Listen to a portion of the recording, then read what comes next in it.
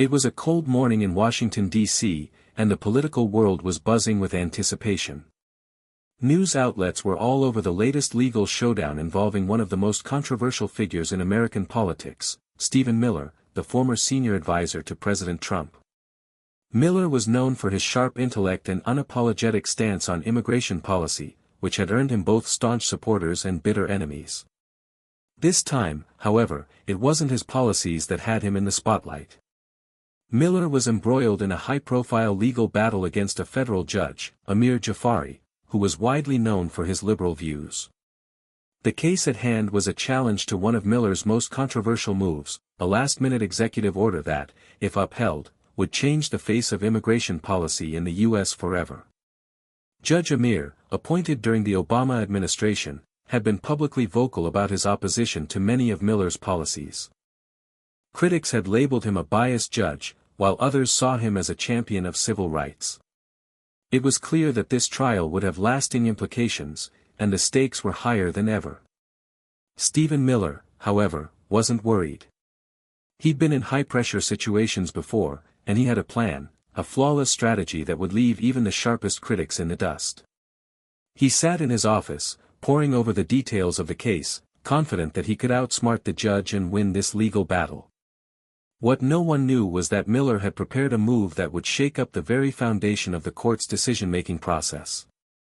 The day of the hearing arrived, and the courtroom was packed. Media outlets filled every corner, and political analysts were eagerly waiting for the sparks to fly. Judge Amir, with his calm demeanor and imposing presence, sat at the bench, ready to preside over what would be the most significant case of his career. He glanced at the defense and prosecution tables, his eyes settling on Stephen Miller. Miller, dressed in his trademark sharp suit, exuded an air of unshakable confidence. His opponents underestimated him, believing his aggressive style was his only weapon. But Miller had always been more than just a fighter, he was a master strategist. He had studied Amir's past rulings, his opinions, and the political climate surrounding this case. Miller knew exactly what his adversary valued most, public perception. The courtroom fell silent as Judge Amir began the proceedings. The stakes were made clear, this wasn't just about one executive order, it was about the future of the nation's immigration system. Miller listened intently to the opening statements, but it wasn't the content of the arguments that caught his attention. It was the way the judge seemed to be framing the issue, biased, one-sided, and leaning heavily toward the liberal viewpoint. Miller's strategy was simple yet brilliant. He wasn't going to rely solely on the legal aspects of the case. Instead, he would turn the courtroom into a stage, casting Judge Amir's actions under a magnifying glass. If he could expose any hint of bias, it would undermine the judge's credibility and potentially force a mistrial. As the hearing progressed, Miller's team began to drop carefully timed references to past rulings where Judge Amir had sided against policies similar to those in Miller's executive order. The whispers of bias began to grow louder, subtly at first, but with increasing force. It wasn't long before Miller turned the tables with a powerful maneuver. He called his first witness, an expert on judicial impartiality. The moment Stephen Miller called his witness, the atmosphere in the courtroom shifted. Judge Amir raised an eyebrow, clearly not expecting this turn of events. The witness, Dr. Elizabeth Carson, was an expert in judicial behavior, particularly in the context of political biases in courtrooms. She had spent decades studying the ways judges' personal ideologies could influence their decisions, and she was known for her precise, objective analyses. Miller's team had carefully vetted Dr. Carson. She wasn't a political figure, nor had she ever been publicly involved in partisan debates. She was an academic, and her credibility was beyond reproach. Her testimony, when delivered, would not only challenge Judge Amir's integrity but would also highlight the broader issue of judicial impartiality in high-stakes political cases. As Dr. Carson took the stand, the tension in the room was palpable. The judge, although outwardly calm, seemed visibly uncomfortable. He adjusted his glasses and leaned forward, preparing for what would undoubtedly be a well-crafted defense of his neutrality. Miller began with a few general questions, allowing Dr. Carson to establish her credibility before moving on to the meat of his argument. Dr. Carson, Miller said, his voice calm yet assertive, how important is it for a judge to maintain impartiality in politically charged cases? Dr. Carson paused before answering, her tone clear and measured. Impartiality is the cornerstone of the judicial system. Without it, a judge's ruling risks becoming a reflection of personal or political beliefs, rather than an objective interpretation of the law. In politically charged cases, especially those involving national security or immigration, it is even more critical. Miller nodded, then asked, and in your expert opinion, based on your years of research, can you identify any signs that might suggest a judge is not impartial in such cases? The question hung in the air, and Dr. Carson hesitated only briefly before responding. Yes, she said. Judges often exhibit signs of bias in their rulings, particularly in the way they frame issues, the questions they ask, and the language they use. For example, when a judge repeatedly refers to policies in a negative light, or when they appear to make assumptions about the motives behind those policies, it raises concerns about their neutrality. Miller's eyes locked onto Judge Amir as he asked the next question, his voice smooth as silk. Would you say, based on your expertise, that a judge's history of public statements and past rulings could reveal potential bias in their handling of a case? The courtroom was utterly silent now. Every person in the room knew the implication of Miller's question. He was preparing to go on the offensive. The room was electric with anticipation as Dr. Carson's response echoed through the courtroom. She paused, collecting her thoughts before speaking, and then delivered her answer with calm precision. Absolutely, she replied.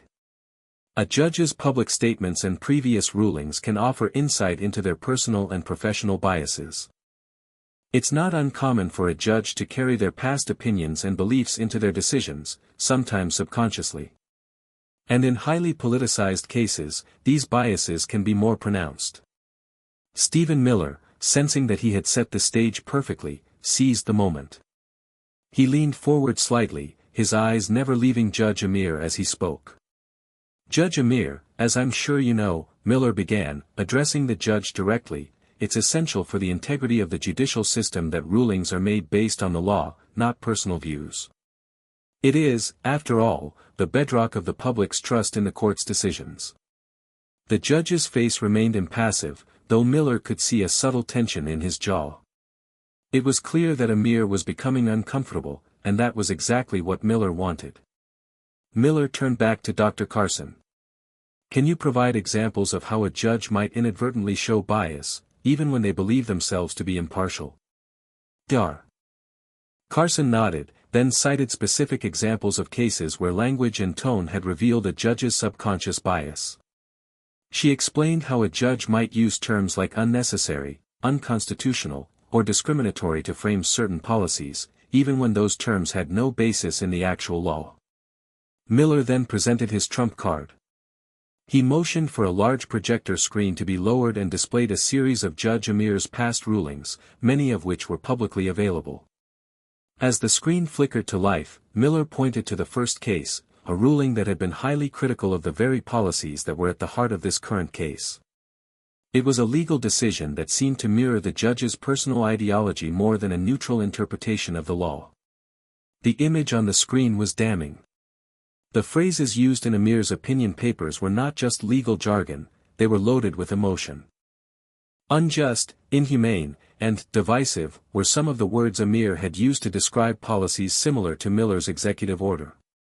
Miller turned back to Dr. Carson, now ready for his closing argument.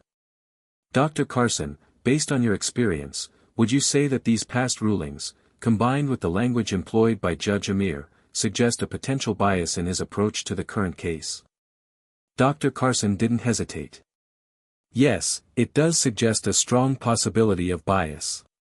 While it's not uncommon for judges to hold personal views, the language used in these rulings could certainly influence how they approach future cases, especially one as high-profile as this.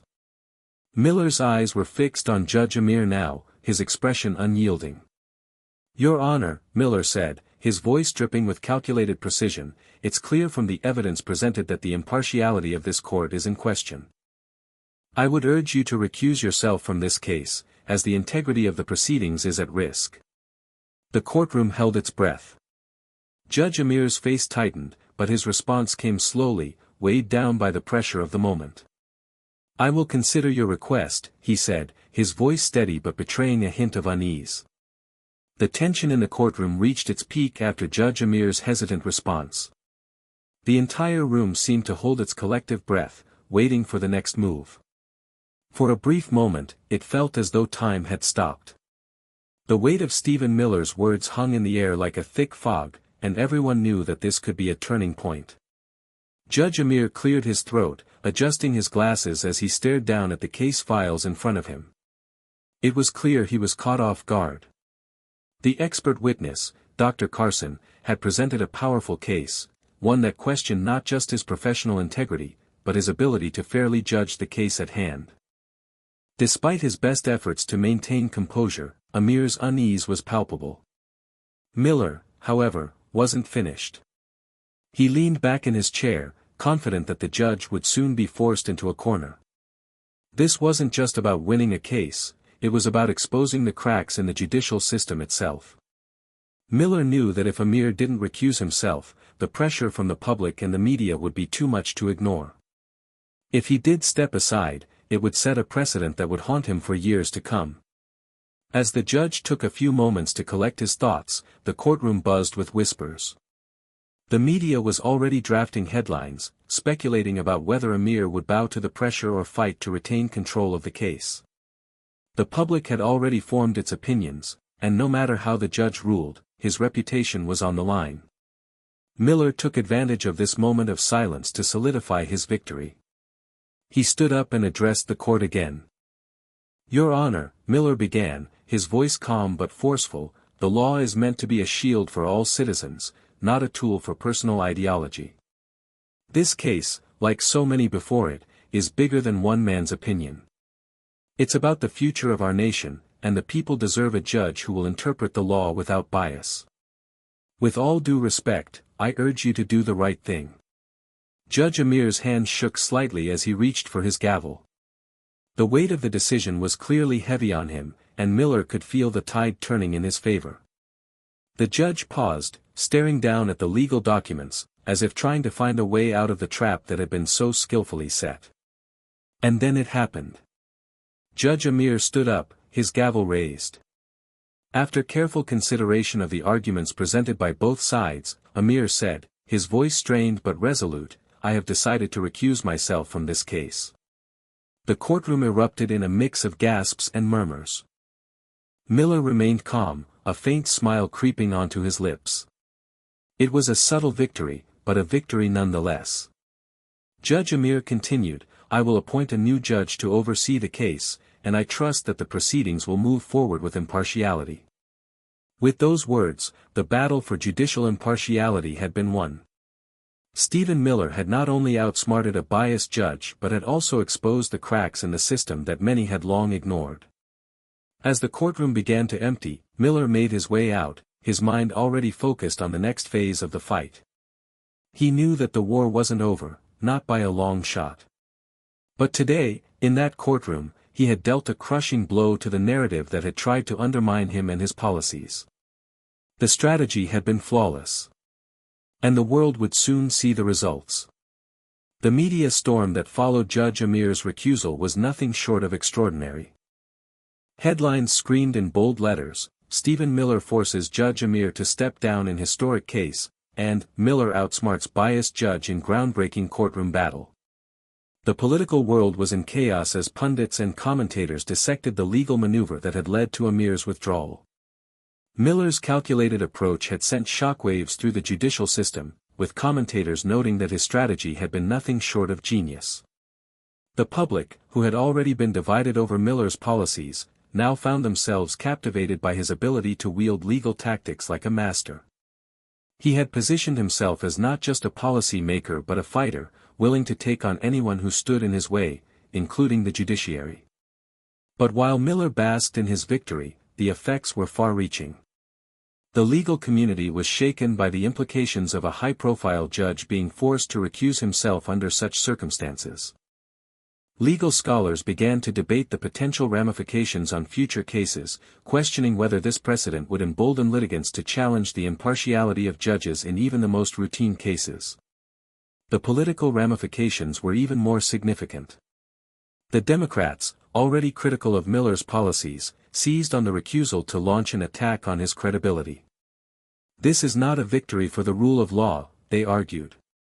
It's a clear sign that Miller is willing to manipulate the judicial system to further his own agenda. The court is not a pawn in his political game.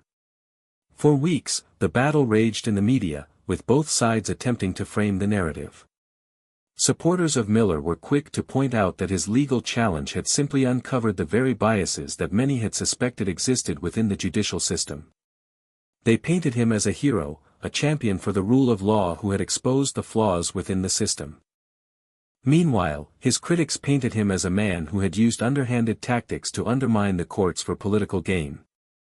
As the case was reassigned to a new judge, the clock began ticking down to the next phase of Miller's battle.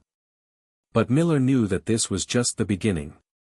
The fight over immigration policy would continue, but now, with a new judge at the helm, he had a clear path forward. He knew that the next judge, whoever they were, would have no choice but to proceed with the case impartially. The public's trust in the system had been shaken, and that would play into Miller's favor. Back in his office, Miller sat at his desk, his hands folded in front of him. He stared at the screen displaying the latest news reports. The strategy had worked, so far. But Miller was no stranger to challenges.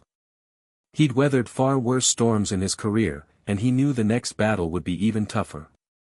His eyes gleamed with quiet determination as he began to map out his next move. This wasn't just about a case anymore, it was about reshaping the entire judicial landscape. And Miller was more than ready for the fight. The days following the recusal of Judge Amir were filled with anticipation. The new judge, appointed with little fanfare, quickly became the center of attention in Washington. The media, still reeling from the surprise move by Miller, now turned its focus to the unknown figure who would preside over the next chapter of the case. Some speculated that this new judge would be more lenient toward Miller's position, while others warned that the new appointment could shift the balance in the opposite direction. But Stephen Miller was not concerned about the politics of the new judge. He had already done what he needed to do. He had exposed the vulnerabilities in the judicial system, and now it was time to capitalize on them. The day the new trial began, the courtroom was packed once again. The air was thick with the pressure of high expectations, but Miller's composure remained unshaken. He knew that the first ruling would set the tone for everything to come, and this was the moment that would define his political legacy. The new judge, Judge Claire Waltham, was a conservative appointee, but she had a reputation for being fiercely independent. She had no public history of leaning toward any political ideology, which meant she could prove unpredictable. While many hoped that her impartiality would steer the case toward a fair verdict, Miller knew better than to leave things to chance. His team had been working tirelessly behind the scenes, compiling every shred of evidence and data that could reinforce his case. As the trial unfolded, it became clear that Judge Waltham was handling the case with a level of professionalism that left both sides scrambling for advantages. Miller, however, had an edge. He wasn't just relying on the law, he had crafted a broader strategy, one that kept the court focused on the bigger picture, immigration reform and national security. Miller had secured a final, game-changing piece of evidence, a classified intelligence report showing clear and undeniable threats posed by lax immigration policies. The report had been leaked, but it had not yet been brought into the public eye. Miller knew it could change the course of the trial, and he was prepared to use it at the perfect moment. At the decisive moment in the trial, with the debate over immigration policies heating up, Miller requested a recess. His legal team quickly presented the intelligence report to Judge Waltham, arguing that it was critical for the court to consider the security risks associated with the policies in question. The new judge, familiar with the stakes but reluctant to rush a decision, ordered a temporary suspension of the trial to review the classified material. The recess stretched on longer than anyone anticipated. News outlets flooded the airwaves, speculating wildly about what the report could contain. In the interim, the political pressure on the judge mounted. Both sides knew that Waltham's eventual ruling would either solidify or undermine Miller's legacy, and the stakes could not have been higher. Finally, after hours of deliberation, Judge Waltham returned to the courtroom. Her face was unreadable as she made her decision. After careful review of all materials presented, including the intelligence report, I find that the executive order in question is within the scope of national security interests. Therefore, I will allow the policy to move forward, Waltham announced. The courtroom erupted in both shock and applause. For Miller, it was the final victory he had been working toward, a ruling that not only validated his policies but solidified his standing in the public eye. His victory was both legal and political, a strategic triumph that would resonate long after the trial. But the true significance of this case lay in its ripple effect. Across the nation, other political figures, judges, and legal experts began to take note of how Miller had maneuvered the system to his advantage. His flawless strategy had not only exposed biases but also shifted the narrative on immigration policy. What had begun as a legal battle had turned into a political chess game that Miller had decisively won. As Miller walked out of the courthouse, the weight of his victory settled over him. He had played a dangerous game and emerged victorious. He knew the challenges would continue, but he had sent a powerful message to the nation: the political establishment, even within the judiciary, was not invulnerable. With the case officially concluded, Miller's eyes turned toward his next campaign, one that would reshape America's political landscape for years to come. He wasn't done yet. This battle had been won, but the war was far from over.